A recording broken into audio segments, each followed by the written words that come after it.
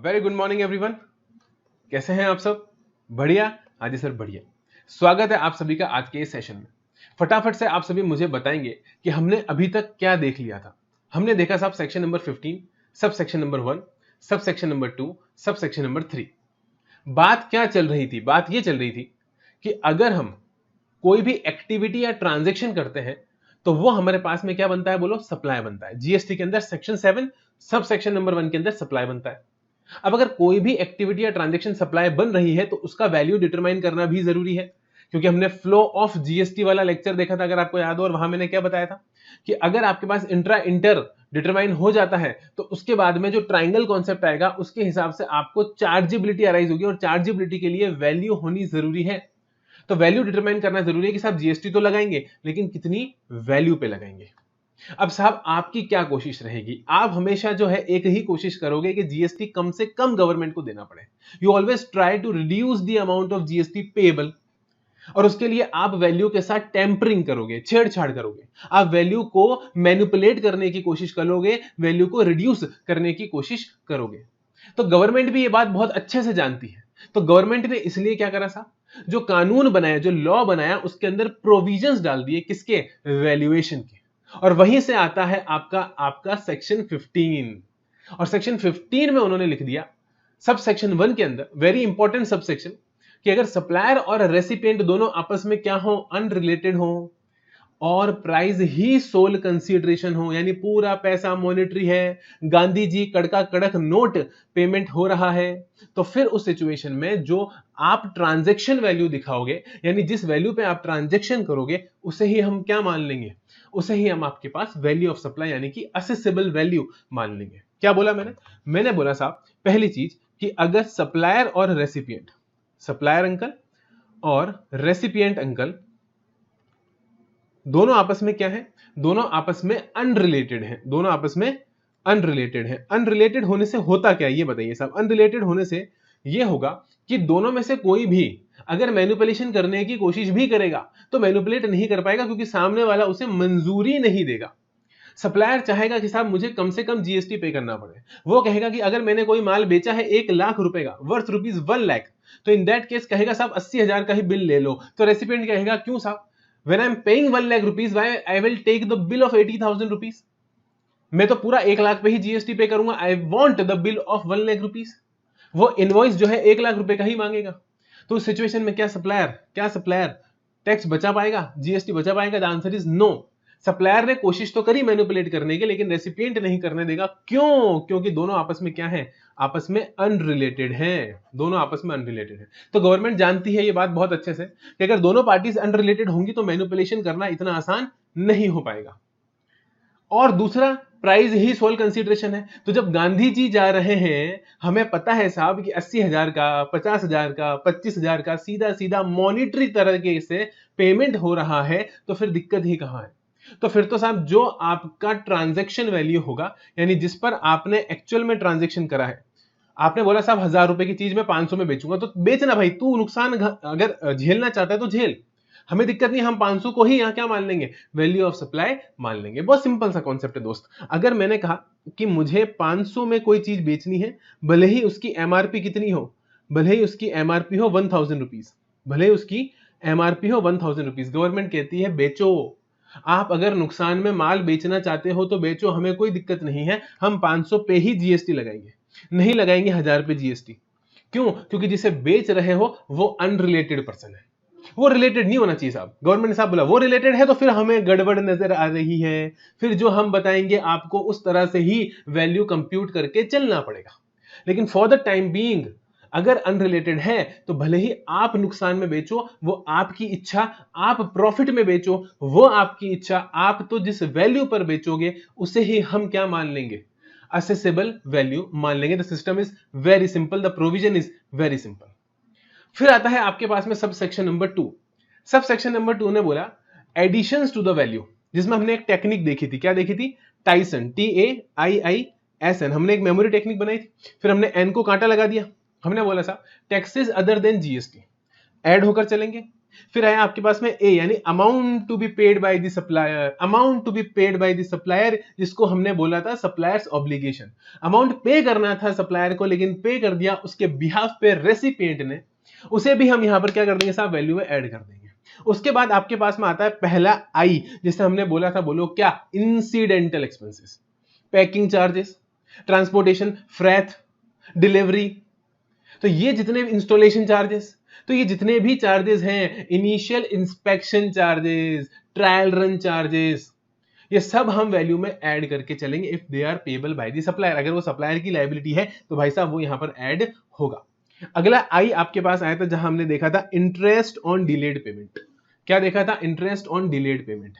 तो आपका penalty on delayed payment, deferred payment charges, इस नाम से अगर कुछ भी आ रहा है तो उसे भी हम वैल्यू में ही ऐड करेंगे, वो भी आपका वैल्यू का पार्ट और पार्सल बनकर चलेगा। एंड देन लास्टली आपके पास आया था एस, मींस सब्सिडी, और सब्सिडी कौन सी वाली, अदर देन गवर्नमेंट सब्सिडी।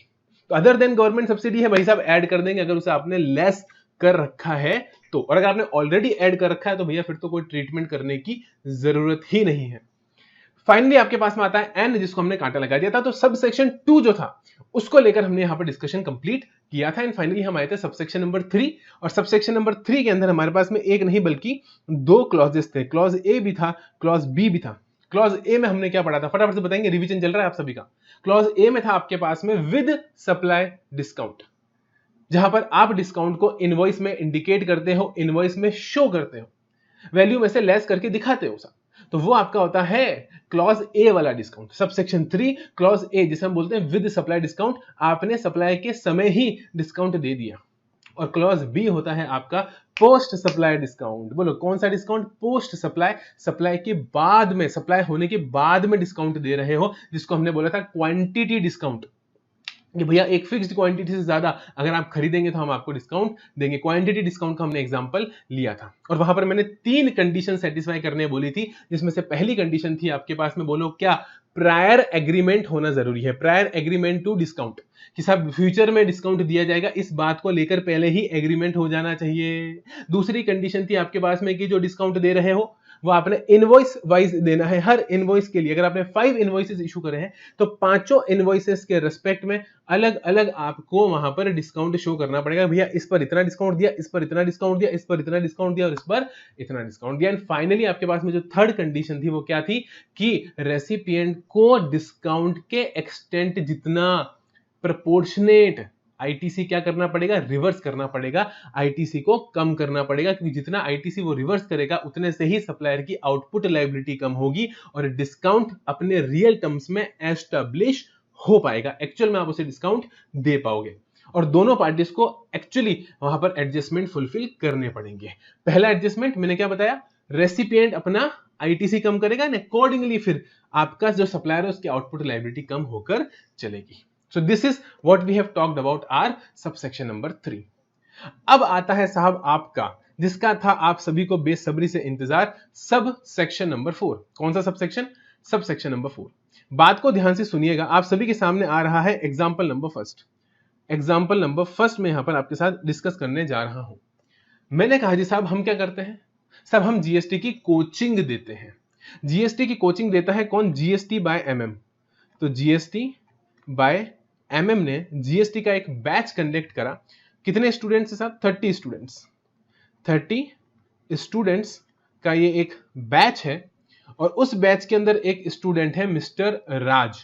कौन है साहब, मिस्टर राज नाम का एक स्टूडेंट हमारे साथ में इस बैच के अंदर जीएसटी की कोचिंग ले रहा है। कोई दिक्कत नहीं सर, कोई दिक्कत नहीं, अभी तक तो एग्जाम्पल है, समझ में आ रहा है हमको।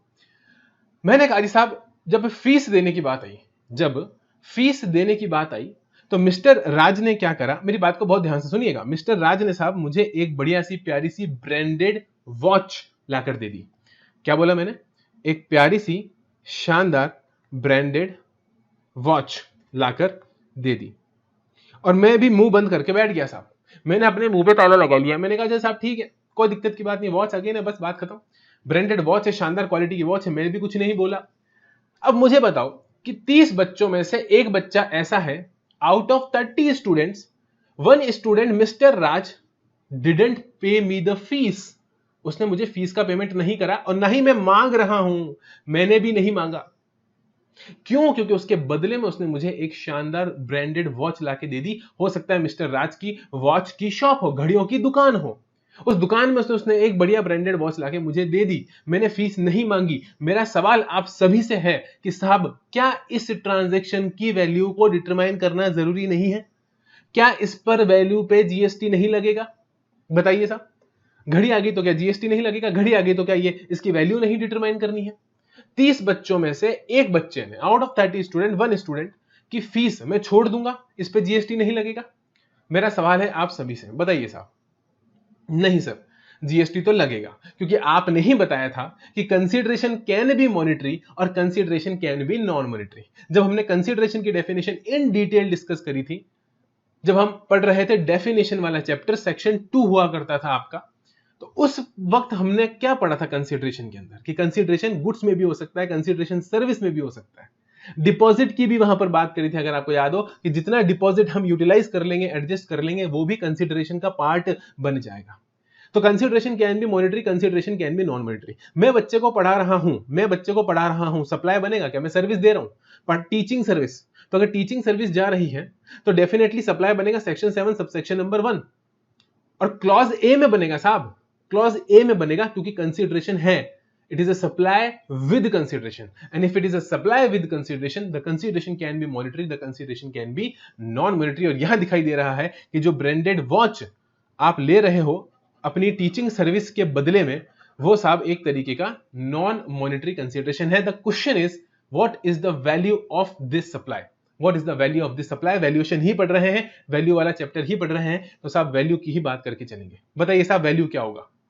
अब सवाल है साहब कि कैसे बताएं वैल्यू क्या होगा, क्योंकि हमें तो पता ही नहीं साहब, आप फीस बता ही नहीं रहे हो, आपने तो बोला ही नहीं उसको कि मेरे को इतनी फीस ला के दे। मैंने मिस्टर राज को फीस के लिए एक बार भी नहीं बोला, क्योंकि मेरे पास घड़ी आ गई।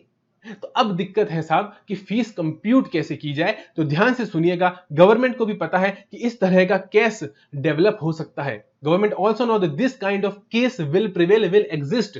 इसलिए गवर्नमेंट ने कानून में लिख दिया कि हम आपको बता रहे हैं मेथड नंबर 1, हम आपको बता रहे हैं मेथड नंबर फर्स्ट, यानी फर्स्ट मेथड जो गवर्नमेंट ने हमें ऐसी सिचुएशन में बताया वैल्यू निकालने के लिए, वो बताया ओपन मार्केट वैल्यू।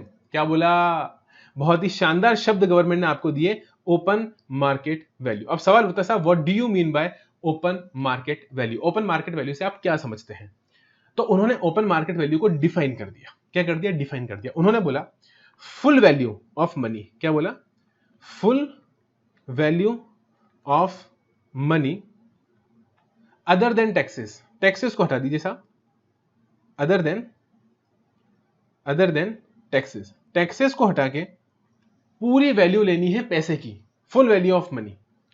सब किसका? किसका? Of such supply, of such supply. एक एक वर्ड बहुत इंपॉर्टेंट है, इसलिए मेरी बात को बहुत ध्यान से सुनिएगा, एक एक शब्द को बहुत ध्यान से सुनिएगा। मैंने कहा जी साहब value of money, value of money of such supply, of such supply at the same time. क्या बोल रहा हूं मैं? Eight the same time, at the same time, at the same time, यानी कि उसी समय अगर कोई उसी तरह की सप्लाई हुई है, full value of money of such supply at the same time between unrelated persons. अगला क्या बोला मैंने? अगला बोला मैंने between unrelated persons, between unrelated persons where price is the sole consideration, where price is the sole consideration। ये definition दे दी साहब किसकी? ये डेफिनेशन दे दी इन्होंने ओपन मार्केट वैल्यू की। तो इन्होंने कहा जी साहब आपको ओपन मार्केट वैल्यू वहां पर लेकर चलनी है। कहां पर? जहां पर कंसीडरेशन नॉन मॉनिटरी हो। क्या हो? Non monetary. यहां पर कंसीडरेशन है, लेकिन कंसीडरेशन में घड़ी आ रही है साहब, घड़ी आ रही है, तो मैं घड़ी का वैल्यू कैसे निकालूं? मुझे नहीं पता घड़ी कितने की है, और मैं ये भी नहीं बता रहा कि मैंने उससे कितनी फीस लेनी थी, मुझे उससे कितनी फीस लेनी थी मैं ये भी नहीं बता रहा। तो गवर्नमेंट ने कहा ठीक है साहब, मेथड नंबर 1 जो अब हम तुझे बता रहे हैं वो है ओपन मार्केट वैल्यू, और उसमें इन्होंने लिखा फुल वैल्यू ऑफ मनी। मेरी बात को बहुत ध्यान से सुनिएगा, एक एक शब्द का पोस्टमार्टम करने का वक्त आ चुका है। फुल वैल्यू ऑफ मनी यानी साहब एक बात तो है कि टैक्सेस को छोड़कर पूरा वैल्यू हमें लेकर चलना है, लेकिन किसका? Such supply. अभी जो सच सप्लाई शब्द है ना साहब, ये बहुत ही खतरनाक शब्द है, it's a very dangerous word. Such supply का मतलब आपको पता है क्या होता है? As it is supply. As it is supply, as it is supply का मतलब यह है कि अगर आपने सैमसंग का M21 बेचा है, सैमसंग मोबाइल है, आपने उसका मॉडल नंबर M21 बेचा है, तो बिल्कुल वैसा का वैसा ही और भी कहीं सेल हो रहा है क्या? बिल्कुल same to same model number कहीं और भी सेल हो रहा है क्या? यानी कि अगर आपने जीएसटी का बैच लिया है, तो जो जीएसटी का बैच लिया है आपने, जिस बैच में आपने इस मिस्टर राज को पढ़ाया है, क्या बिल्कुल इसी तरह से same to same module, same to same timing, same to same syllabus, same to same आपका पढ़ाने का तरीका आपने क्या उसी वक्त किसी और बच्चे को भी पढ़ाया है क्या? किसी और बच्चे को भी पढ़ाया है क्या? सच सप्लाई मतलब एज इट इज सप्लाई कहीं और भी आपने या आपके अलावा किसी ने करी है क्या? लेकिन ध्यान रखना, सप्लाई का नेचर 100% सेम होना चाहिए, उसे हम बोलेंगे सच सप्लाई। आई होप आपको समझ में आया। अब आगे बात करते हैं साहब एट द सेम टाइम। ये दो जो कॉम्बिनेशन बनाया साहब, सच supply at the same time, मजा आ गया साहब। क्या बोला? एट द सेम टाइम, यानी उसी समय काउंटर के एक कोने पर मैं एक कस्टमर को बेच रहा था, क्या उसी समय काउंटर के दूसरे कोने पर वही मॉडल सेम टू सेम किसी और कस्टमर को भी बेचा है क्या? तो अब ये देखो कि इधर मैं दे रहा हूं फ्री में, इधर मैं दे रहा हूं फ्री में, जैसे कि मैंने कोचिंग सर्विस उस स्टूडेंट को एक तरीके से फ्री में दे दी, नहीं बदले में कंसीडरेशन था, लेकिन वो नॉन मॉनिटरी था।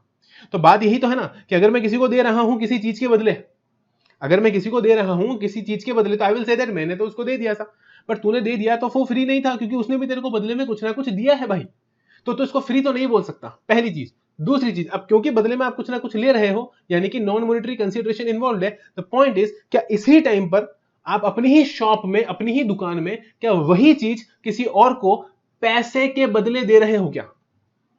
पैसे के बदले दे रहे हो क्या? सेम चीज सेम टाइम पर आप किसी और को मॉनिटरी वैल्यू के अगेंस्ट दे रहे हो क्या?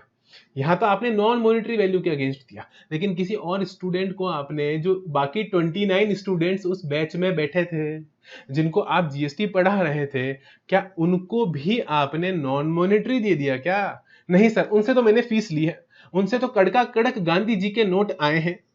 तो अगर गांधी जी के नोट आए हैं कड़का कड़क, तो भाई साहब वो कितने आए हैं, बस वही ले लीजिए, वही आपकी ओपन मार्केट वैल्यू बनेगी। क्योंकि जिन भी स्टूडेंट्स को आपने दूसरे बैठे थे वहां पर मिस्टर राज के अलावा, जिनको आपने पढ़ाया, वो आपके अनरिलेटेड पर्सन थे, उनसे मेरा कोई लेना देना नहीं है साहब। सर रिलेटेड पर्सन की डेफिनेशन हमने देखी है, जब हम सप्लाई चैप्टर पढ़ रहे थे तभी हमने देख ली थी। Are we clear? Yes. Where price is the sole consideration, यानी कि पूरा का पूरा पैसा क्या मॉनिटरी वे में आ रहा है? हाँ जी सर, मॉनिटरी वे में आ रहा है, मॉनिटरी कंसिडरेशन मुझे पेएबल बन रहा है। तो बताइए साहब दूसरे स्टूडेंट ने कितना पैसा दिया? मैंने कहा जी साहब दूसरे जो 29 स्टूडेंट्स हैं मिस्टर राज के अलावा, उनसे मैंने 10,000 रुपीज लिए हैं फीस, एज अ फीस मैंने इस बैच को पढ़ाने के कितने लिए हैं? 10,000 रुपीज लिए हैं।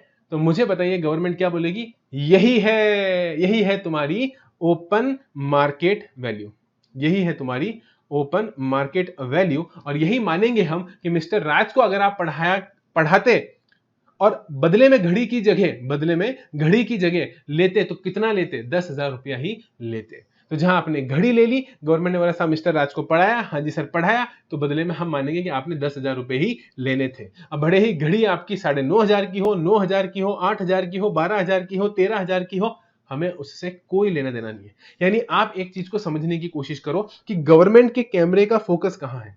गवर्नमेंट के कैमरे का फोकस है प्रोडक्ट और सर्विस के ऊपर, यानी गुड्स और सर्विस के ऊपर। गवर्नमेंट वैल्यू करना चाह रही है किसको? गुड्स और सर्विस को। बदले में क्या आ रहा है उससे गवर्नमेंट को मतलब नहीं है। कंसीडरेशन में क्या चीज आ रही है उसकी वैल्यू से गवर्नमेंट को फॉर द टाइम बीइंग, अभी जितना हमने पढ़ा ओपन मार्केट वैल्यू वाला कॉन्सेप्ट, गवर्नमेंट को मतलब नहीं है। तो बदले में जो घड़ी आई वो हो सकता है 12,000 की हो, जबकि मेरी फीस कितनी थी बाकी स्टूडेंट्स से 10,000, तो ओपन मार्केट वैल्यू 10,000 निकला। गवर्नमेंट ने कहा साहब हम तो 10,000 रुपए टैक्स लगाएंगे, भले ही घड़ी की कीमत ज्यादा हो, भले ही घड़ी की कीमत 10,000 से कम हो। घड़ी 7,000 की भी हो सकती है, घड़ी 12,000 की भी हो सकती है, हमें उससे मतलब नहीं है। Are we clear with this? Yes, the point is very clear that same time पर सच सप्लाई यानी कि सेम सप्लाई के लिए क्या हमें वैल्यू अवेलेबल है।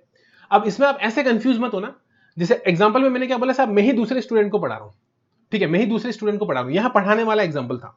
मैंने कहा जी साहब 2 मिनट के लिए कहते हैं कि मैंने अपनी दुकान से सैमसंग M21 जो भी मॉडल नंबर है सैमसंग का कोई सा भी एक मोबाइल, मैं एग्जांपल ले रहा हूं M21, मैंने किसी को दिया विदाउट कंसीडरेशन, जहां पर कंसीडरेशन मॉनेटरी नहीं था। विदाउट कंसीडरेशन मतलब जहां पर कंसीडरेशन मॉनेटरी नहीं था, कंसीडरेशन तो था लेकिन नॉन मॉनेटरी कंसीडरेशन था। जैसे यहां पर मैंने घड़ी ले ली ना, वहां पर भी मैंने घड़ी ले ली। एक छोटा सा एग्जांपल और बना लेते हैं ताकि आपको और क्लैरिटी मिल जाए। मैंने कहा जी साहब कि मैंने मोबाइल दिया, इस बार मैं मोबाइल फोन दे रहा हूं M21, ठीक है, और बदले में मैंने फिर से क्या ले ली, वॉच। ध्यान रखना कंसीडरेशन है लेकिन नॉन मॉनेटरी, ठीक है, मैंने बोला विदाउट कंसीडरेशन, वो मैंने गलत बोला। मेरा कहने का मतलब है कि हमने नॉन मॉनेटरी वे में लिया। किस वे में लिया? नॉन मॉनेटरी वे में कंसीडरेशन ले लिया। द पॉइंट इज ये जो वॉच आपके पास आई है, क्या आप इसका वैल्यू देखोगे? नहीं सर, आपने अभी भी सिखाया ओपन मार्केट वैल्यू लेना है। मेथड 1 के अंदर आपने सिखाया ओपन मार्केट वैल्यू लेना है, यानी कि इसकी वैल्यू से हमें कोई लेना देना नहीं है। हम सबसे पहले तो इस पे कांटा लगा देंगे, हमारा फोकस रहेगा प्रोडक्ट के ऊपर यानी M21 के ऊपर। आपने बोला सच supply at the same time, मैंने ये नहीं बोला कि आपको ही बेचना है, मैंने बोला सच supply at the same time. आप कहोगे कि साहब क्या मैं उसी समय, जिस समय ये M21 देकर मैंने बदले में घड़ी ली, क्या उसी समय मैंने किसी और कस्टमर को M21 देकर बदले में रुपए लिए हैं क्या? नहीं साहब, मैंने नहीं लिए। उस समय तो सिर्फ मैं M21 जो बेच रहा था वो किसको बेच रहा था? इसी कस्टमर को बेच रहा था, और बदले में उस कस्टमर से मैंने घड़ी ले ली, एक अच्छी ब्रांडेड वॉच मुझे पसंद आ गई, मैंने वो ले ली, यानी मैंने किसी और को नहीं बेचा। Sir eight the same time तो नहीं बेचा। अब एट द सेम टाइम को आप इतना रिजिडली मत लेना कि उसी वक्त, थोड़ा सा हम उसे फ्लेक्सिबल बनाते हैं। हमने कहा जी साहब 2 घंटे पहले बेचा क्या, 4 घंटे पहले बेचा क्या, सुबह सुबह जब दुकान खोली आपने तब बेचा क्या, मतलब उस पूरे दिन में आपने M21 किसी को मॉनेटरी कंसीडरेशन के अगेंस्ट बेचा क्या? अनरिलेटेड पर्सन को। बोलो बोलो बोलो बोलो, पूरे दिन में। चलो ठीक है, उस टाइम तो नहीं बेचा, एट द सेम टाइम तो नहीं बेचा, लेकिन पूरे दिन में बेचा क्या? हाँ जी साहब, पूरे दिन में हमने बेचा। एक कस्टमर आया था, उसको हमने M21 बेचा, और बदले में कंसीडरेशन मॉनेटरी था। हाँ सर मॉनिटर था, तो कितना था सर? फॉर एग्जांपल 12,000 रुपीज था, तो बस 12,000 रुपीज आपकी ओपन मार्केट वैल्यू बन जाती है। यानी कि हमें जो एट द सेम टाइम शब्द लिखे हुए हैं उसको इतना रिजिडली नहीं लेना है। हमारे कहने का मतलब है एट द सेम टाइम का यहां पर हमारा मतलब है कि सब आसपास में भी अगर उस तरह की कोई सेल हुई है अनरिलेटेड कस्टमर को मॉनेटरी कंसीडरेशन के अगेंस्ट, जहां पर प्राइस आपका सोल कंसीडरेशन था, तो भैया वो वैल्यू भी ले लोगे तो भी ओपन मार्केट वैल्यू ही मानी जाएगी। तो लड़ाई इस बात को लेकर मत करने बैठ जाना कि सर आपने बोला एट द सेम टाइम, यानी उसी वक्त, जिस वक्त आप ये ट्रांजेक्शन कर रहे हो सेम टाइम पर दूसरा ट्रांजेक्शन होना चाहिए, और उसी की वैल्यू हम यहां पर ओपन मार्केट वैल्यू मानेंगे। ऐसा नहीं है साहब, थोड़ा आगे पीछे चलेगा। 2 घंटे पहले, 2 घंटे बाद, 3 घंटे पहले, 3 घंटे बाद, उसी दिन के अंदर भी अगर आप कर रहे हो तो वो लगभग एट द सेम टाइम ही माना जाएगा। अब साहब दूसरा सवाल, मैंने कहा जी साहब मैंने तो पूरे दिन में बेचा ही नहीं, मैंने तो पूरे दिन में क्या, मैंने पूरे हफ्ते में नहीं बेचा, इन द होल वीक मैंने M21 मॉनेटरी कंसीडरेशन के अगेंस्ट नहीं सेल करा, नहीं बेचा। अब क्या करें साहब? तो भैया जी कौन कह रहा है कि आपका बेचना जरूरी है? मैंने तो बोला फुल वैल्यू ऑफ मनी। मेरे शब्दों पे ध्यान देना, जो डेफिनेशन मैंने लिखी है please concentrate on this definition. मैंने कहीं बोला क्या कि जो इंसान ट्रांजेक्शन कर रहा है, जिसके लिए हम वैल्यूएशन करना चाह रहे हैं, जिसकी वैल्यू हम कंप्यूट करने के लिए ये मेथड लगा रहे हैं, उसी का बेचना जरूरी है? मैंने तो ऐसा नहीं बोला। मैंने तो बोला साहब सच सप्लाई होनी चाहिए एट द सेम टाइम। जरूरी नहीं है आप करो, आपका पड़ोसी कर रहा है क्या? आपकी मोबाइल की शॉप है तो पड़ोस में दूसरे मोबाइल की शॉप भी तो होगी। उस शहर के अंदर MOBILE, उस सिटी के अंदर कोई और भी तो मोबाइल शॉप होगी जिसने उसी समय, उसी दिन M21 बेचा हो। आपने तो नहीं बेचा, आप तो कह रहे हो मैंने पूरे हफ्ते में नहीं बेचा, पिछले 7 दिनों में मैंने M21 नहीं बेचा, लेकिन हाँ M21 के बदले में मैंने घड़ी जरूर ली है। अब मुझे इस ट्रांजेक्शन को वैल्यू करना है, और इस ट्रांजेक्शन को वैल्यू करने के लिए मुझे ओपन मार्केट वैल्यू लेनी है। ओपन मार्केट में आप बोल रहे हो सच supply at the same time, तो जिस वक्त ये ट्रांजेक्शन कर रहे थे, क्या आपकी पड़ोस की दुकान वाले ने M21 किसी को बेचा क्या? पड़ोस की दुकान वाले ने नहीं तो साहब पूरे शहर में कभी किसी ने उसी समय पर उसी दिन पर M21 बेचा क्या? हाँ जी सर बेचा है। तो बस उसने कितने पैसे लिए, उसने कितना रोकड़ा लिया, गांधी जी लिए सर 12,000 लिए। तो बस कोई बात नहीं, वही 12,000 आपकी यहां पर वैल्यू बन जाएगी, यानी जो बदले में घड़ी ले रहे हो और M21 दे रहे हो, इसका ट्रांजैक्शन वैल्यू हम 12,000, value of supply accessible value हम 12,000 यानी कि ओपन मार्केट वैल्यू पकड़कर चलेंगे। तो ओपन मार्केट वैल्यू की डेफिनेशन पढ़ी हमने और उसके साथ साथ दो छोटे छोटे से फैक्ट भी देखें। फैक्ट नंबर वन कि जो सच सप्लाई है और जो सेम टाइम है। तो फैक्ट नंबर वन क्या था? फैक्ट नंबर वन ये था कि सेम टाइम का मतलब हमें rigidly eight the same time नहीं लेना है, इसको हमें फ्लेक्सिबल मैनर में लेना है। कैसे लेना है? Flexible manner. और फ्लेक्सिबल मैनर का मतलब क्या था कि अगर पूरे दिन में भी अगर ऐसा कोई ट्रांजेक्शन हुआ है तो उसकी ओपन मार्केट वैल्यू भी ली जा सकती है। ऐसा नहीं है साहब घड़ी में 2 बजे अगर आप माल बेचकर बदले में घड़ी ले रहे हो, M21 बेचकर बदले में घड़ी ले रहे हो 2 बजे, तो 2 बजे ही M21 कहीं और बिकना चाहिए। इतना रिजिड होने की जरूरत नहीं है, ठीक है? ये तो समझे ना, एट द सेम टाइम का मतलब एकदम लिटरल इंटरप्रिटेशन नहीं लेना अपन को हार्मोनाइज्ड इंटरप्रिटेशन लेना है कि साहब आगे पीछे भी 2 घंटे पहले 2 घंटे बाद या फिर 1 दिन पहले 1 दिन बाद तक चलेगा। लेकिन हाँ ज्यादा पुराना भी नहीं होना चाहिए। ऐसा नहीं 7 दिन पहले 8 दिन पहले बिका था भैया, 7-8 दिन में तो मोबाइल की प्राइसेस में काफी डिफरेंस आ जाता है। कंपनी एक ऑर्डर निकालती है साहब कि इस मोबाइल की प्राइस अब 12,000 से हमने 10,000 कर दी, तो गवर्नमेंट का तो नुकसान हो जाएगा ना साहब, 2,000 का नुकसान हो जाएगा गवर्नमेंट का। तो कहां 12,000 पे जीएसटी लगता है, कहां आप कहोगे अब तो ओपन मार्केट वैल्यू 10,000 है, तो हमें इतना पुराना भी लेना। हाँ उस टाइम पर आप एक काम करो साहब, दूसरा फैक्ट देखो। दूसरा फैक्ट मैंने क्या बताया? आपने नहीं बेचा ना, कोई बात नहीं भाई, एट द सेम टाइम यानी उस दिन पर या पिछले दिन आपने नहीं बेचा तो किसी और ने तो बेचा होगा। तो सच सप्लाई का मतलब ये बिल्कुल भी नहीं है कि आपके द्वारा ही होना चाहिए, bye anyone. Such supply bye anyone यानी किसी और के द्वारा भी अगर वो सप्लाई की गई है तो चलेगा। ओपन मार्केट वैल्यू हमने समझा और उसके 2 फैक्ट हमने देखे कि सच सप्लाई का मतलब है कि सप्लाई किसी ने भी करी हो, आपके जैसी होनी चाहिए बस। सच सप्लाई का मतलब है सेम टू सेम सप्लाई होनी चाहिए, भले किसी और ने करी हो। और दूसरा हमने फैक्ट देखा एट द सेम टाइम, यानी थोड़ा सा हमें फ्लेक्सिबल रहते हुए देखना है और फिर वो जो वैल्यू निकल कर आएगी वो आपकी ओपन मार्केट वैल्यू बन जाएगी। Are we clear with this? Yes. Now मैंने कहा जी साहब एग्जाम्पल नंबर 2, ये तो आपको समझ में आ गया कि साहब हमने यहां पर मामला कैसे सेट करा, ओपन मार्केट वैल्यू का क्या मतलब है और ओपन मार्केट वैल्यू लेकर हम किस तरह नॉन मॉनिटरी कंसिडरेशन के केस में हमारे ट्रांजैक्शन को वैल्यू कर चल सकते हैं। Example number second. अब मैं कह रहा हूं कि मेरे पास में एक एंटीक आइटम है, ओल्ड एंटीक, अब स्पेलिंग गलत हो जाए तो मुझे माफ कर देना साहब।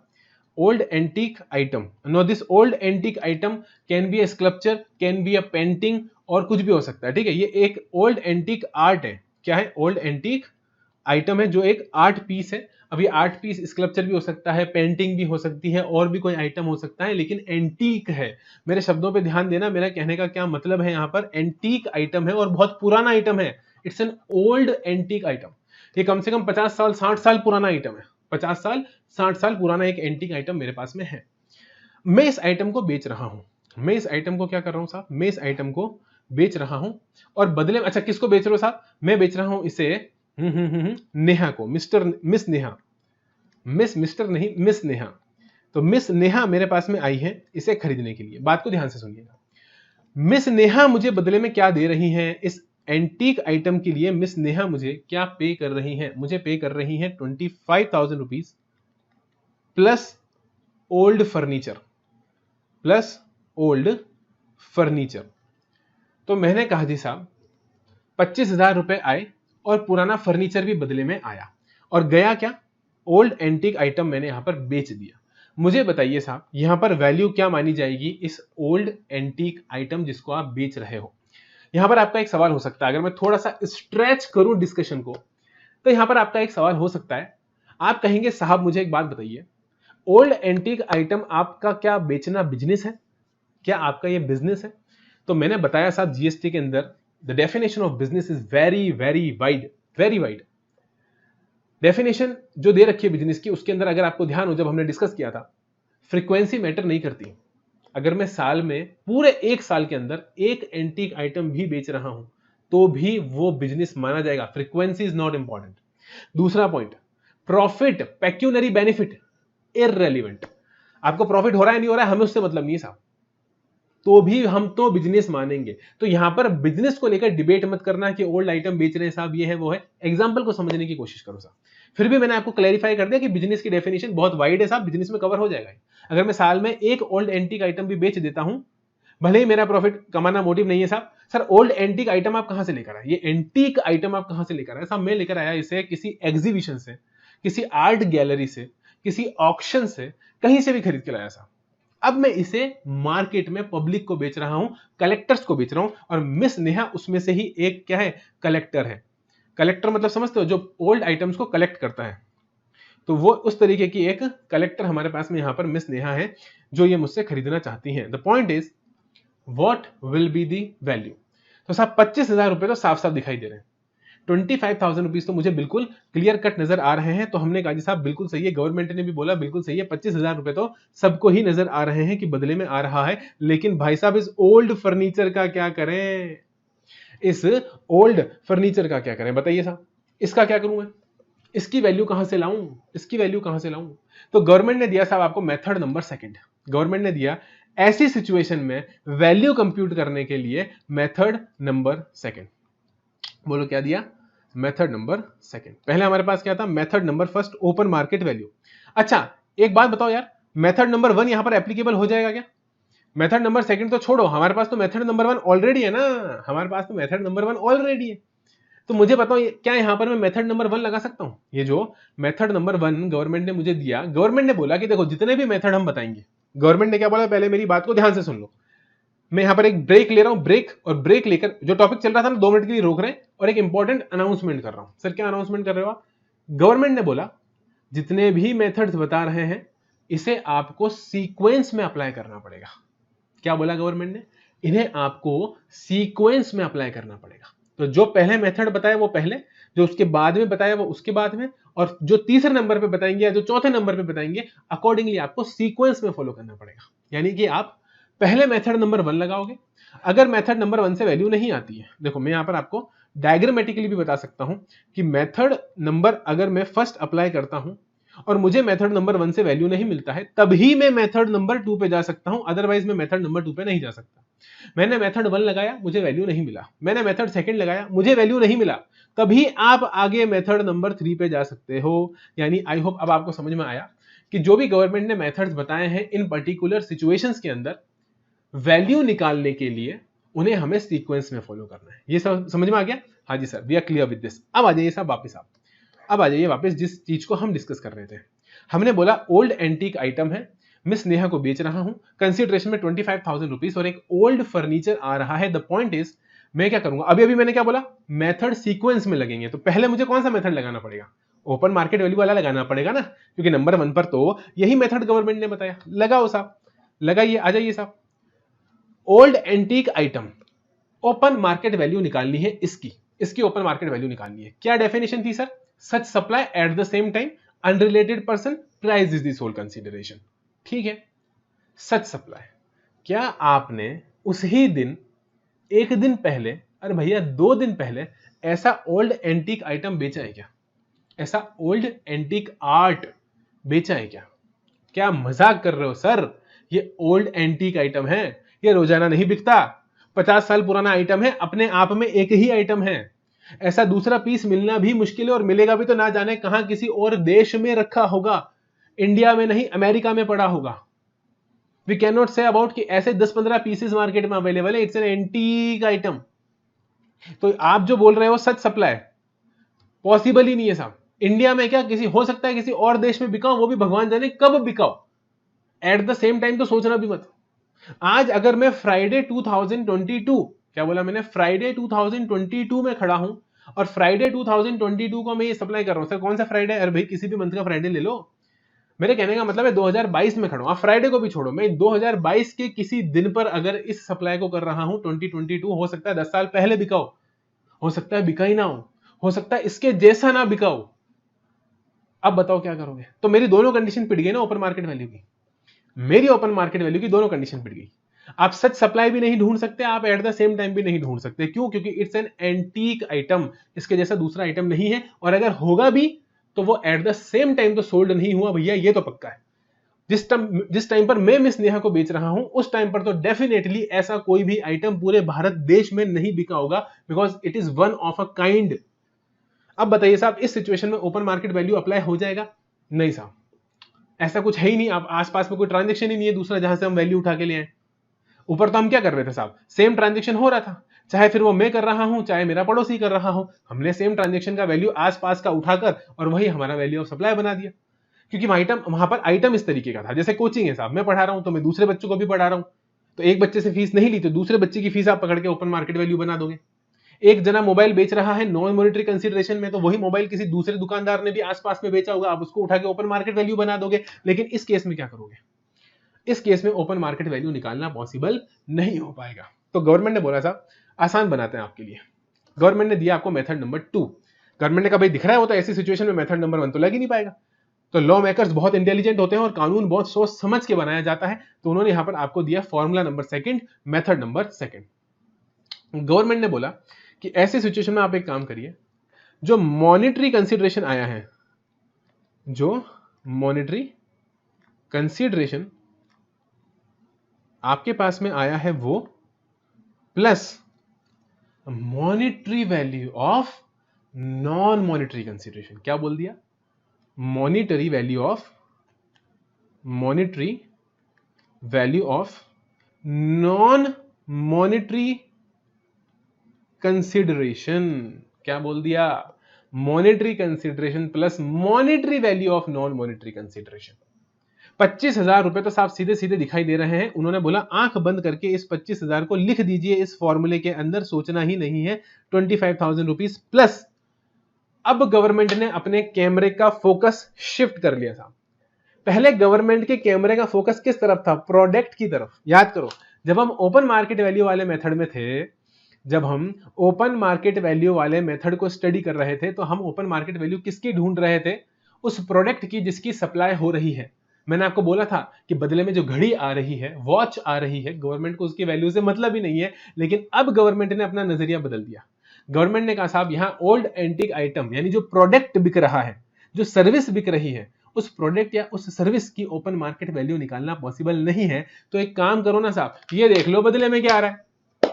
कॉमन सेंस की बात है साहब, ये देख लीजिए कि बदले में क्या आ रहा है। बदले में 25,000 आ रहा है, ठीक है लिख दो। और बदले में क्या आ रहा है? ओल्ड फर्नीचर आ रहा है। हाँ, ओल्ड फर्नीचर आ रहा है, और ओल्ड फर्नीचर की वैल्यू तो निकाली जा सकती है।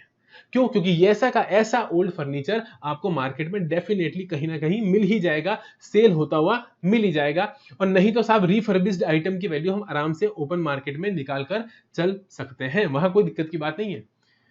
क्योंकि फर्नीचर की सेल तो आराम से होती है, रिफर्बिश्ड मटेरियल भी, फर्नीचर भी बहुत बिकता है।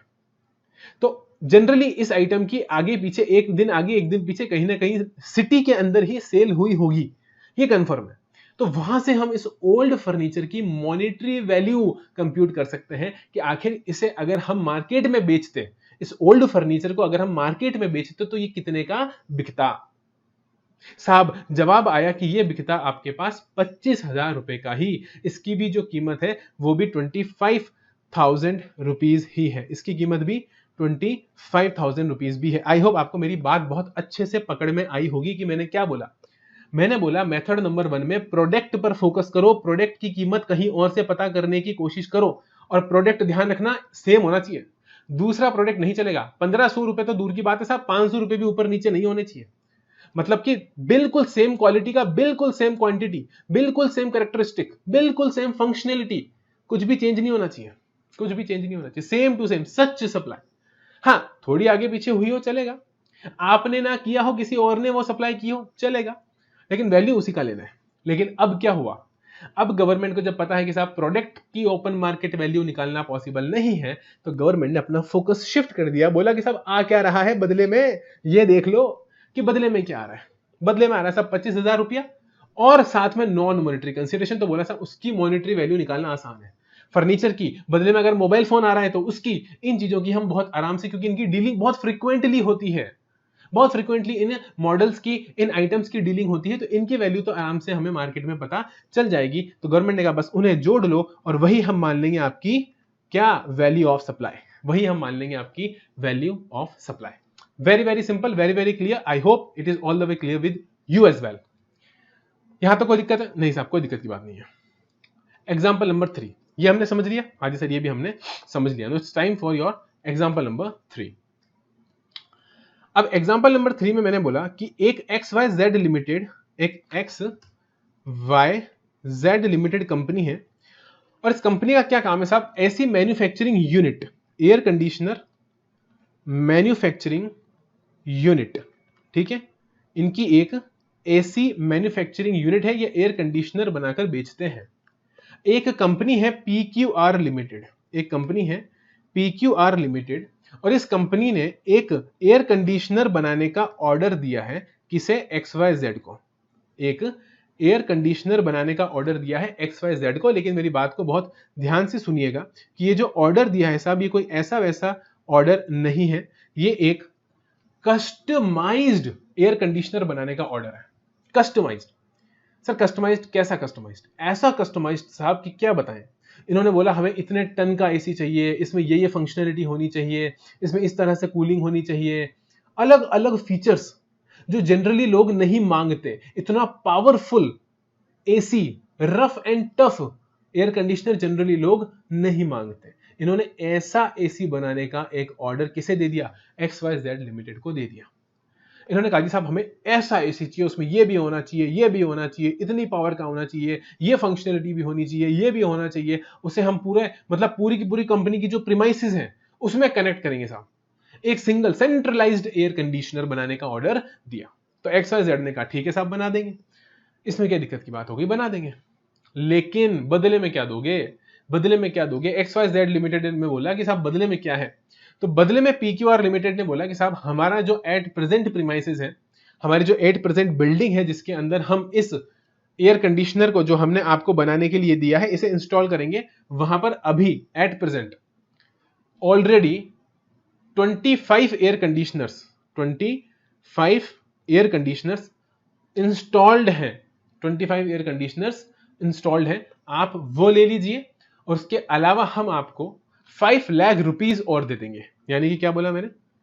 5 लाख रुपीस प्लस बदले में क्या आ रहा है बोलो? बदले में आ रहा है आपके पास में ओल्ड एयर कंडीशनर्स जो पहले से वहां पर लगे हुए हैं, अलग अलग 25 एयर कंडीशनर हैं, वो ले लो एक्सचेंज के अंदर, प्लस उसके अलावा 5 लाख रुपए और देंगे और ऐसा एक एसी आप हमें बनाकर दे दीजिए। आप सोच रहे होंगे कि सर इस एग्जाम्पल में और पिछले एग्जाम्पल में आखिर क्या डिफरेंस था? What is the difference between the previous example number 2 and example number 3? मैं बताता हूं आपको बहुत मेजर डिफरेंस है इसके अंदर, क्योंकि एक बात अभी मैंने आपको नहीं बताई। मैंने कहा ये जो ओल्ड एयर कंडीशनर्स हैं, ये जो ओल्ड एयर कंडीशनर्स हैं, आप क्या करोगे? एक बात तो आप क्या करोगे? एक काम करते हैं, मैं वो बात आपको बताऊं उसके पहले हम एक बार इसकी वैल्यू कंप्यूट करने की कोशिश करते हैं। सबसे पहला भूलना नहीं है ओपन मार्केट वैल्यू, भूलना नहीं है साहब, सीक्वेंस से अप्लाई करना पड़ेगा, सारे मेथड्स को सीक्वेंस से अप्लाई करना पड़ेगा। लगाओ साहब ओपन मार्केट वैल्यू। अब आप जब ओपन मार्केट वैल्यू लगाओगे तो क्या बोलोगे? सच supply at the same time. भाई साहब ये जो एसी में बना रहा हूं ना, ये मैंने आज तक कभी पहले नहीं बनाया, और मैं क्या साहब मैं गारंटी दे रहा हूं पूरे सिटी के अंदर, पूरे शहर के अंदर ऐसा एयर कंडीशनर किसी और ने नहीं बनवाया होगा, कम से कम एट द सेम टाइम तो नहीं बनवाया होगा। हो सकता है 1 साल पहले 2 साल पहले किसी ने ऐसा एयर कंडीशनर बना के बेचा भी हो, लेकिन मैं तो पहली बार ही ऐसा कस्टमाइज्ड, सबसे इंपॉर्टेंट बात क्या है? सबसे इंपॉर्टेंट बात है कस्टमाइज्ड। तो साहब लिख दें यहां पर, हाँ जी सर लिख दीजिए आप कि ये एक कस्टमाइज्ड एयर कंडीशनर की डिमांड है, और ऐसा कस्टमाइज्ड एयर कंडीशनर भैया हमने तो पहले नहीं बनाया, और अगर किसी और ने शहर में ऐसा एयर कंडीशनर बनाया भी होगा तो एट द सेम टाइम तो हम नहीं मान सकते, एट द सेम टाइम तो हम नहीं मान सकते। तो मुझे बताइए क्या साहब इसकी ओपन मार्केट वैल्यू कंप्यूट हो जाएगी? I just want to know कि क्या इसकी मेरे पास में ओपन मार्केट वैल्यू कंप्यूट हो जाएगी? The answer is no. Method 1 के अंदर तो साहब मैं इसकी ओपन मार्केट वैल्यू नहीं निकाल सकता। मैंने कहा जी साहब कोई बात नहीं, आपने मेथड 2 भी तो बताया था और आपने बोला था सीक्वेंस में फॉलो करना है। आ जाओ साहब मेथड 2 पे, monetary consideration plus monetary value of non monetary consideration. कितने होशियार हैं आप सभी, आप सभी ने फटाफट से फॉर्मूला भी पकड़ लिया। क्या बोला मैंने? Monetary consideration plus monetary value of non monetary consideration. मुझे बताइए यहाँ मॉनेटरी कंसीडरेशन कितना है? Sir the monetary consideration is all together 5 lakh rupees. Perfect answer by you all, perfect answer. फिर आपने बोला साहब monetary value of old air conditioner. अब मेरी बात को ध्यान से सुनना, अब वो ट्विस्ट मैं बताने जा रहा हूं जो मैं यहाँ डालने वाला था। मैंने कहा जी साहब ये जो ओल्ड एयर कंडीशनर है ना, ये बहुत ही पुराने मॉडल के हैं। ये ओल्ड एयर कंडीशनर नहीं है सिर्फ, ये बहुत ही पुराने मॉडल के हैं, और ये इतने पुराने मॉडल के हैं जो मॉडल अब कंपनी ने बनाना ही बंद कर दिया। अब अगर इसको आप मार्केट में बेचने जाओगे तो इसकी वैल्यू डिटरमाइन करना इतना आसान नहीं है, क्योंकि ये मॉडल अब अवेलेबल नहीं है मार्केट में। इन ओल्ड एयर कंडीशनर की आपको अब क्या नहीं मिल सकती, मार्केट वैल्यू नहीं मिल सकती, इसका मॉनेटरी कंसीडरेशन अब नहीं मिलेगा। कबाड़ी के पास जाओगे तो कबाड़ी भी आपको, वो तो फिर कबाड़ के भाव में लेगा, कबाड़ी तो फिर कबाड़े के भाव में लेगा, और वो तो उसकी एक्चुअल मॉनेटरी वैल्यू हुई नहीं ना। मेरे को तो इसकी एक्चुअल सेलेबल प्राइस चाहिए कि अगर मैं इसे बेचूं तो कितने में बिकेंगे, और वो अब मैं इतनी आसानी से डिटरमाइन नहीं कर सकता। देखो साहब, यहां पर हमारा पर्पस है आपको समझाना, तो इसको बिल्कुल एकदम एग्जैक्ट पकड़ के मत बैठ जाना कि साहब ओल्ड एयर कंडीशनर की वैल्यू मैं तो निकाल लाऊंगा। अरे भैया, आप निकाल लाओगे तो बहुत अच्छी बात है, मेथड 2 में आपका आंसर निकल जाएगा, लेकिन मेरे को आपको मेथड 3 पढ़ाना है, और मेथड 3 पढ़ाने के लिए मेरे को यह मानना पड़ेगा कि इन ओल्ड एयर कंडीशनर्स की वैल्यू नहीं निकल सकती। बात को समझने की कोशिश करना, मेरे को मेथड 3 पढ़ाना है भाई, और मेरे को मेथड 3 पढ़ाना है, तो इसलिए मुझे यहां पर यह मानना पड़ेगा कि इन ओल्ड एयर कंडीशनर्स की वैल्यू मार्केट में पता नहीं कर सकते, नहीं कर सकते साहब। पहले तो हमने ओल्ड फर्नीचर की वैल्यू पता कर ली थी, क्योंकि वो बहुत इजीली अवेलेबल थी, फर्नीचर था। ये एसी है, चलो माना एसी है साहब, एसी की वैल्यू पता चल जाती है, लेकिन मैंने कहा ना ये पुराने मॉडल के एसी हैं, कि इतने पुराने मॉडल के एसी जो मॉडल अब कंपनी ने बनाने बंद कर दिया, अब क्या करोगे? तो अब इसकी वैल्यू नहीं निकल सकती साहब, अब इसकी वैल्यू नहीं निकल सकती, ये कांटा लगा दिया, प्लस के बाद मैंने कांटा लगा दिया। क्यों? क्योंकि इसकी वैल्यू नहीं निकल सकती, और वैल्यू नहीं निकल सकती तो आप सभी बहुत बेहतरीन तरह से जानते हैं कि क्या हम यहां पर मेथड नंबर सेकंड अप्लाई कर सकते हैं। The answer is no. यहां पर आपके पास मेथड नंबर सेकंड अप्लाई नहीं हो पाएगा, क्योंकि उससे हम वैल्यू कंप्यूट नहीं कर पाएंगे। तो गवर्नमेंट ने बोला कि अगर ऐसी सिचुएशन आ जाए कि मेथड नंबर 2 भी ना अप्लाई हो पाए, नॉन मॉनिटरी कंसीडरेशन की मॉनिटरी वैल्यू भी कंप्यूट ना हो पाए, तो ऐसी सिचुएशन के अंदर आप क्या करेंगे? मेथड नंबर, बोलो कौन सा? मेथड नंबर 3 अप्लाई करके चलेंगे। You have to apply the method number 3, you have to apply the method number 3। क्या बोला मैंने? Method number 1 open market value, इधर आओ, method number 1 open market value, method number 2 monetary consideration plus monetary value of non monetary consideration, and now we are going to dealt about कि अगर हम दोनों को ही इन अ सीक्वेंस अप्लाई नहीं कर पाए तो मेथड नंबर 3 क्या बोलता है। मेथड नंबर 3 जो बोलता है साहब, उसको मैं पैरेलल ओपन मार्केट वैल्यू के साथ भी कंपेयर करना चाहूंगा, तो इसलिए मैं साइड में यहां पर ओपन मार्केट वैल्यू भी लिखकर चल रहा हूं। मेथड नंबर 3 ने बोला साहब value of like kind and quality. क्या बोला? Value of like kind and quality. बात को ध्यान से सुनेंगे, एक नया टर्म, एक नया शब्द मैंने आप सभी के सामने लाकर रख दिया। मैंने कहा जी साहब like kind and quality. Okay sir, अब लाइक काइंड एंड क्वालिटी का क्या मतलब है साहब? भाई पहले जब आपके सामने पहली बार नया शब्द आया था ओपन मार्केट वैल्यू, तो आपने उस वक्त भी मेरे से पूछा कि सर ओपन मार्केट वैल्यू का क्या मतलब है, मैंने आपको बताया। अब एक और नया शब्द आया लाइक काइंड एंड क्वालिटी, आप फिर से पूछ रहे हो sir like kind and quality का क्या मतलब है? तो लाइक काइंड एंड क्वालिटी का मतलब है, अच्छा बताओ, मैंने ओपन मार्केट वैल्यू का आपको क्या मतलब बताया था? सर आपने वहां पर कहा था फुल वैल्यू ऑफ मनी। सबसे पहले आपने कहा था फुल वैल्यू ऑफ मनी। यहां पर भी मैं सेम टू सेम बात बोल रहा हूं, यहां पर भी मैं सेम टू सेम बात बोल रहा हूं, फुल वैल्यू ऑफ मनी। लेकिन मैंने कहा था फुल वैल्यू ऑफ मनी किसका? तो मैंने कहा था ऑफ सच सप्लाई, मैंने लिखा था ऑफ सच सप्लाई। यहां पर मैं बोल रहा हूं ऑफ सिमिलर सप्लाई। यहां पर मैंने सच सप्लाई नहीं बोला, यहां पर मैंने बोला other supply, other supply which is similar, which is similar, which is similar in, which is similar in what? Which is similar in characteristics,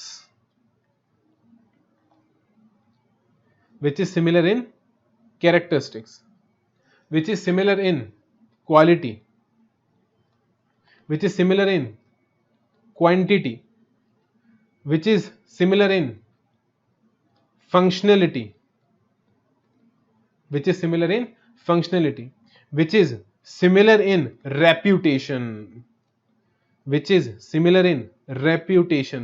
क्या क्या बोला मैंने बोला अदर सप्लाई, सच सप्लाई नहीं, एज इट इज नहीं चाहिए, वो तो मिला ही नहीं ना साहब। अगर वही मिल जाता तो फिर मेथड नंबर 1 पर ही वैल्यू कंप्यूट हो जाता। वो नहीं मिला, इसलिए अब मैं कहां आया, मेथड नंबर 3 पर आया। और मेथड नंबर 3 पर हमने बोला कि चलो कोई बात नहीं, एज इट इज नहीं मिल रही तो थोड़ी ऊपर नीचे भी चलेगी, कुछ थोड़ा अलग, चलो ये ब्लू कलर का था तो ब्लैक कलर वाला भी चलेगा, सिल्वर कलर वाला भी चलेगा। आपने जो मई बैच लिया, आपने जो मई बैच में बच्चों को पढ़ाया, कोई बात नहीं साहब, मई के बाद आपने अगला बैच कब लिया, मैंने कहा साहब मई के बाद मैंने अगला बैच अक्टूबर में लिया, तो साहब वही चलेगा, वो भी चलेगा, थोड़ा ऊपर नीचे भी चलेगा, लेकिन रेप्यूटेशन वही होना चाहिए, फंक्शनलिटी वही होनी चाहिए, पढ़ाने का तरीका वही होना चाहिए। फंक्शनलिटी मतलब वही फीचर्स होने चाहिए। एक कैमरा भी अगर एक्स्ट्रा हो गया तो बात बदल जाएगी साहब। आपने एक फोन बेचा, आप दूसरा फोन बेचा, लेकिन दोनों फोन को जो आप कंपेयर कर रहे हो सेम फंक्शनलिटी, अगर इस फोन में एक कैमरा एक्स्ट्रा है तो फिर वो वैल्यू, वो लाइक काइंड एंड क्वालिटी नहीं कहलाएगा, वो वहां पर लाइक काइंड एंड क्वालिटी नहीं कहलाएगा। तो लाइक काइंड एंड क्वालिटी का मतलब है कि थोड़ा बहुत थोड़ा माइनर हम डिफरेंस जो है वो बर्दाश्त कर लेंगे साहब। सच सप्लाई तो नहीं, ये देखो ये सच शब्द को लेकर जो लड़ाई थी ना, ये खत्म कर दी साहब। बोला सच तो नहीं मिल रही ना, तो सच नहीं मिल रही तो सच की जगह सिमिलर सप्लाई भी चलेगी, अदर सप्लाई भी चलेगी जो क्या हो, सिमिलर हो, जिसको हमने बोला सिमिलर सप्लाई, जो सिमिलर हो किस टर्म्स के अंदर, in the terms of characteristic, in the terms of functionality, in the terms of quality, in the terms of reputation. तो अगर पार्ले जी बिस्किट आप बदले में दे रहे हो, आप पार्ले जी बिस्किट दे रहे हो, तो पार्ले जी बिस्किट का अगर मुझे लाइक काइंड एंड क्वालिटी निकालना है तो मुझे बताइए साहब मैं क्या लूंगा, पतंजलि का बिस्किट उठा लूंगा, रेप्यूटेशन सेम होना चाहिए। कोई लोकल बिस्किट नहीं उठा सकते, कोई होम मेड घर पे बनाया हुआ बिस्किट अगर आप लोकल मार्केट में बेच रहे हो और पार्ले जी उसका कंपैरिजन करोगे, बोलोगे लाइक काइंड एंड क्वालिटी, नहीं साहब नहीं चलेगा, क्योंकि रेप्यूटेशन अलग हो जाएगा। मार्केट में रेप्यूटेशन, ब्रांड वैल्यू भी वही होनी चाहिए। आप जॉकी को कंपेयर कर रहे हो तो आप किसी लोकल हाउसरी आइटम से कंपेयर नहीं कर सकते, किसी लोकल इनरवेयर से कंपेयर नहीं कर सकते। यू आर कंपेयरिंग जॉकी, समझ रहे हो? तो रेप्यूटेशन भी वही होना चाहिए। What I want to say is, fast track की घड़ी को आप किसी लोकल घड़ी के साथ में कंपेयर नहीं कर सकते, वो लाइक काइंड एंड क्वालिटी नहीं बनेगा। हाँ, अगर आप जॉकी को ली के साथ, गुची के साथ कंपेयर करोगे चलेगा, वहां पर हाँ रेप्यूटेशन सेम है, लगभग क्वालिटी भी सेम है, तो वहां पर आपका लाइक काइंड एंड क्वालिटी वो कहलाया जा सकता है। मैंने आपको एग्जांपल्स भी दिए एंड आई होप आपको समझ में आया। फिर तीसरी बात मैंने क्या बोली, एट द सेम टाइम। क्या बोली मैंने? Eight the same time. मैंने ओपन मार्केट वैल्यू में क्या बोला था, ये बोला था ना कि full value of money of such supply at the same time, at the same time. यहां पर क्या बोला sir, like kind and quality में क्या बोला, यहां पर बोला कि भैया सेम टाइम नहीं, हमें चाहिए अंडर सिमिलर सर्कमस्टांसेस। यहां पर बोला हमें चाहिए अंडर सिमिलर सर्कमस्टांसेस। क्या चाहिए? अंडर सिमिलर सर्कमस्टांसेस, यानी कि उस उन्हीं सर्कमस्टांसेस के अंदर, जिन सर्कमस्टांसेस के अंदर ये काम हुआ है। सेम टाइम नहीं साहब, हाथों हाथ नहीं, 10 दिन पहले ही हुआ हो लेकिन सर्कमस्टांसेस सेम होने चाहिए। 10 दिन 20 दिन पहले हुआ हो, 1 महीना पहले हुआ हो चलेगा, लेकिन हाँ सर्कमस्टांसेस सेम होने चाहिए। बस ये ध्यान रखना। मतलब कस्टमर उसी तरीके का, सर्कमस्टांसेस का मतलब हो गया कि भाई उसी तरह का माल आप बनाकर आगे दे रहे हो, यानी कि प्राइस में इतना ज्यादा डिफरेंस नहीं आया हो। सर्कमस्टांसेस का मतलब ये, भैया देखो आज आप 10 रुपए का माल बेच रहे हो, कल वो 12 रुपए का हो गया तो चलेगा, लेकिन मेजर डिफरेंस नहीं है ना, ठीक है, सिमिलर सर्कमस्टांस है। अब आप बोलोगे 10 रुपए की चीज यार आज 20 रुपए की हो गई, तो ये सिमिलर सर्कमस्टांस नहीं कहलाएगा, ये मेजर डिफरेंस हो गया, जस्ट आपका वैल्यू डबल हो गया, 10 का 20 हो गया, तो it is not similar circumstances. तो सिमिलर सर्कमस्टांसेस का मतलब है थोड़ा ऊपर नीचे चलेगा। ओपन मार्केट वैल्यू ने तो बोला था भैया सेम टाइम, वो तो थोड़ा ऊपर नीचे भी बर्दाश्त नहीं करेगा। ओपन मार्केट वैल्यू क्या है? ओपन मार्केट वैल्यू है बिल्कुल जैसा आपको चाहिए था, लेकिन जब आपको चाहिए था वैसा नहीं मिलता है तो हमें थोड़ा एडजस्ट करना पड़ता है। फिर हम कहते हैं साहब नहीं साहब ठीक है, इससे भी काम चला लेंगे। बिल्कुल उसी तरीके से यहाँ पर लॉ मेकर भी कह रहे हैं, लॉ मेकर कह रहे हैं कि भाई ओपन मार्केट मिल जाए तो सबसे बेस्ट, नहीं मिले तो साहब ठीक है, फिर लाइक काइंड एंड क्वालिटी के साथ भी हम काम चला लेंगे। अगर आपने वो मूवी देखी हो, कौन सी मूवी साहब? ओरिजिनल भी यही रखेंगे साहब, डुप्लीकेट भी यही रखेंगे, साला ओरिजिनल भी यही रखेंगे, डुप्लीकेट भी यही रखेंगे। तनु वेट्स मनु, तनु वेट्स मनु। तो तनु वेट्स मनु में जो कंगना रनौत, ओरिजिनल कंगना रनौत होती है और बाद में उसकी डुप्लीकेट होती है, तो ओरिजिनल भी ये रखेंगे, डुप्लीकेट भी ये रखेंगे। मतलब कि ओरिजिनल ओपन मार्केट वैल्यू है, ओरिजिनल ओपन मार्केट वैल्यू है, लेकिन जो डुप्लीकेट है वो लाइक काइंड एंड क्वालिटी, तो साहब उसके साथ भी काम चला लेंगे। तो जो अवस्थी जी होते हैं, अवस्थी जी क्या बोलते हैं? अवस्थी जी बोलते हैं साहब कि तुम नहीं तुम्हारे जैसी सही। हमने देखा साहब तुम नहीं मिली तो तुम्हारे जैसी सही, उसी तरह से यहां पर अगर ओपन मार्केट वैल्यू नहीं मिली तो लाइक काइंड एंड क्वालिटी से भी काम चला लेंगे। बिल्कुल उसी तरह से यहां पर हम कंप्यूटेशन करके चल रहे हैं, किसका? लाइक काइंड एंड क्वालिटी का। समझ में आई कि नहीं आई बात? हाँ जी सर, अच्छे से बात समझ में आ गई। और बाकी दो कंडीशन जो लास्ट की है वो तो एज इट इज रहेंगी। प्राइस होल कंसीडरेशन होना चाहिए और अनरिलेटेड पर्सन के बीच में आपका ट्रांजेक्शन हो रहा हो, वो तो हम बिल्कुल भी बर्दाश्त नहीं करेंगे। ठीक है साहब, प्राइस होल कंसीडरेशन होगा तभी तो वैल्यू पता चलेगी ना, वरना फिर वही ट्रांजेक्शन क्रिएट हो जाएगा, फिर तो वही वाली बात हो जाएगी साहब, फिर उसकी वैल्यू निकालो। नहीं नहीं नहीं नहीं नहीं, तो प्राइस आपका सोल कंसीडरेशन होना चाहिए और हाँ अनरिलेटेड पर्सन के साथ होना चाहिए। तो अनरिलेटेड पर्सन वाला एज इट इज कंडीशन यहां पर भी अप्लाई होगा। अनरिलेटेड पर्सन वाला किसके अंदर? लाइक काइंड एंड क्वालिटी के अंदर, प्लस प्राइस सोल कंसीडरेशन होना चाहिए, यानी कि पूरा पैसा आपके मॉनेटरी टर्म्स में ही आ रहा हो, पूरा पैसा आपके पास मॉनेटरी टर्म्स में ही आ रहा हो। कंसीडरेशन, बोलो कोई दिक्कत यहां तक? नहीं sir, we are clear with this. अब मेरी बात को सुनो साहब, मैंने कहा जी साहब XYZ लिमिटेड से पूछो कि क्या तुमने आगे पीछे ऐसा नहीं इसके जैसा एयर कंडीशनर भी कभी ऑर्डर पे बनाया है क्या?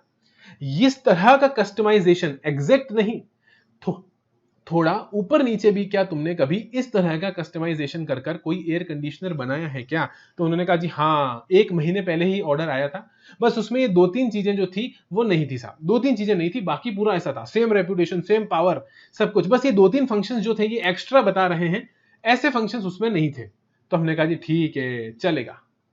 और ध्यान रखना यहां पर भी दोस्त, लाइक काइंड एंड क्वालिटी का मतलब यही नहीं है कि आपके द्वारा ही हो, वो 2 फैक्ट हमेशा एप्लीकेबल होंगे जो हमने स्टार्टिंग में डिस्कस करे थे ओपन मार्केट वैल्यू के टाइम पर। पहला फैक्ट क्या था कि एकदम रिजिड नहीं जाना कि उसी टाइम पर, थोड़ा आगे पीछे भी चलेगा, पहली चीज। दूसरी चीज, जरूरी नहीं है कि आपके द्वारा ही हो, एनीवन, भाई आपने नहीं बनाया तो भाई ऐसा एयर कंडीशनर आगे पीछे सिमिलर सर्कमस्टांसेस के अंदर XYZ ने नहीं बनाया, ABC ने बनाया होगा। तो इसी सिटी की दूसरी कंपनी, इसी शहर के अंदर एक दूसरी कंपनी भी एयर कंडीशनर्स ऑन डिमांड बनाती है, ऑन ऑर्डर बनाती है, ABC लिमिटेड। तो क्या उसने इस के जैसा ये बना रहा है, ये जो कस्टमाइज्ड ऑर्डर आया है PQR से, क्या ऐसा ABC ने बनाया है क्या? मतलब शहर की किसी दूसरी कंपनी ने, या फिर आपकी नॉलेज में किसी दूसरी कंपनी ने, भले वो शहर की ना हो, out of city, out of station हो, लेकिन बनाया है क्या? हमें तो सिर्फ वैल्यू पकड़नी है साहब, कहीं पर भी बना हो देश के अंदर, क्या इसके जैसा AC बना है क्या? हाँ जी सर बना है, तो बस वही वैल्यू हम यहाँ पकड़ लेंगे और उसी को हम बोल देंगे लाइक काइंड एंड क्वालिटी। अरे कंगना रोनावत नहीं, उसके जैसी पूरे देश में कहीं पर भी हो, उसको हम उठा लेंगे। Are we clear with this? Yes sir, now we are clear. चलो साहब, तो I hope you are clear. तो चलो यहाँ पर एक वैल्यू पकड़ लेते हैं। हमने कहा जी साहब कि ऐसा AC बनाया था और वो था तकरीबन 7.5 लाख रुपए का, तो यहाँ पर हम इसकी वैल्यू पकड़ लेंगे 7,50,000 rupees, and this is your value of supply. तो यहाँ पर ये आपका वैल्यू ऑफ सप्लाई बनेगा।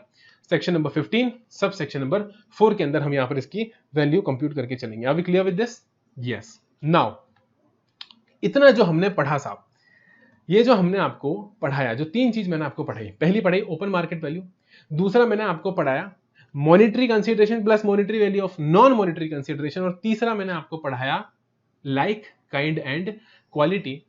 अब आप सभी को मैं इंट्रोड्यूस कराना चाहूंगा कि ये जो हमने अभी पढ़ा, अगर मैं आपको एक चीज यहां पर नोटिस कराने की कोशिश करूं, इंट्रोड्यूस कराने की कोशिश करूं, तो आपको बात पकड़ में तो आनी चाहिए। सर आप क्या बताना चाह रहे हैं? देखो साहब, मेरे पास जगह मुझे दिखाई नहीं दे रही है, इसलिए मुझे ये ऊपर जो मैंने लिखा था इसे मिटाना पड़ेगा और फिर मैं आपको उसके साथ इंट्रोड्यूस करवाऊंगा। मुझे बताओ कि जो हमारी बात हुई थी साहब, किसको लेकर? 2 कंडीशंस को लेकर, सेक्शन नंबर 15 और सब सेक्शन नंबर 1 की, सेक्शन नंबर 15 और सब सेक्शन नंबर 1 की जो 2 कंडीशंस को लेकर डिस्कशन हुआ था, वो 2 कंडीशंस क्या थी? पहली कंडीशन थी supplier and recipient are unrelated persons. ये रही साहब कंडीशन नंबर 1, ऊपर लिखा हुआ है, ऑलरेडी लिखा हुआ है unrelated person. Supplier and recipient are unrelated person, और पैरेलरली जो दूसरी कंडीशन आपके सामने रखी थी वो रखी थी price is the sole consideration. क्या रखी थी? Price is the sole consideration. इसका क्या मतलब था? इसका यह मतलब था कि अगर मॉनेटरी वैल्यू गांधी जी रोकड़ा, गर्मा गर्म रोकड़ा अगर आ रहा है, यानी मॉनेटरी कंसीडरेशन में पेमेंट हो रहा है, प्राइस ही सोल कंसीडरेशन है, बदले में प्राइस के अलावा और कुछ नहीं आ रहा, घड़ी नहीं आ रही, फर्नीचर नहीं आ रहा, अगर दोनों कंडीशन सेटिस्फाई हो जाती हैं तो हम जो वैल्यू है वो कहां से कंप्यूट कर लेंगे? हम वो value section number 15 sub section number 1 से ही कंप्यूट कर लेंगे। क्या बोला मैंने?